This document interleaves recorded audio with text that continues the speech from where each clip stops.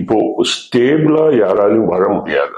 என்னன்னா நமக்கு தசா புக்தி தசா பீரியடு தான் நமக்கு ஜாதகத்துல ஒரு நட்சத்திரத்துல பிறக்கும் போது, இப்போ ஹஸ்த நட்சத்திரத்துல பிறக்கும் போது சந்திர தசையில ஆரம்பிச்சிடும்.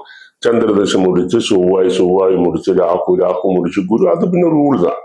அப்போ நிறைய பேருக்கு ஜாதகத்துல ஒரு தசா பீரியட்ல ரொம்ப நல்லபடியா தசாநாதன்னா லக்னத்துல இருந்து அந்த பிளானட் நல்லா இருக்கும்போது நன்மைகள் கொடுத்துட்டே இருக்கும். പിന്നെ നെക്സ്റ്റ് ദശ മാറുമ്പോൾ ആ ലഗ്നത്തിൽ ഇരുന്ന ഇപ്പൊ ശുക്രദശ നടക്കണം ചൊല്ലി പണം കൂട്ടണമെന്നോ ശനിദശ നടക്കണം ചൊല്ലി കഷ്ടങ്ങൾ വരണമെന്നോ அப்படி எதுவுமே இல்லை. சுக்ரன் ஜாதகத்துல லக்னத்துல இருந்து கெட்டதுதான் கொடுக்கும்.